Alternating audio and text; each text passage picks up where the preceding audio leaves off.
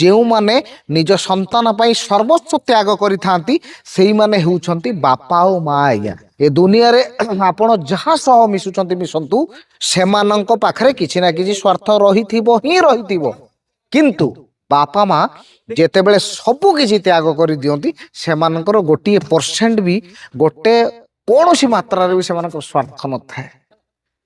ସେଇଥିପାଇଁ ତ ଭଗବାନଙ୍କ ଠାରୁ ବାପା ମାଙ୍କୁ ଅଧିକା ଦର୍ଜା ଦିଆଯାଏ ବା ଅଧିକା ଗୁରୁତ୍ୱ ଦିଆଯାଏ। ଆଜ୍ଞା ହେଲେ ଆମେ ଏ ମଣିଷ ମାନେ ବାପା ମାଙ୍କର ସେ ତ୍ୟାଗକୁ ନା ବୁଝିପାରନ୍ତି ନା ସେ ବଳିଦାନକୁ ବୁଝିପାରନ୍ତି।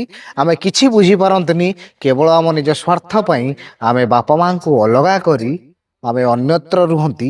କେତେବେଳେ ବାପା ମାଙ୍କୁ ଆମେ ବୃଦ୍ଧାଶ୍ରମରେ ଛାଡ଼ନ୍ତି, କେତେବେଳେ ବାପା ମାଙ୍କ ଠାରୁ ଆମେ ଦୂରରେ ରହି ବେଶ ଖୁସି ହୁଅନ୍ତି, କେତେବେଳେ ବାପା ମାଙ୍କ ଠାରୁ ଆମେ ଦୂରରେ ରହିବାକୁ ପସନ୍ଦ କରନ୍ତି।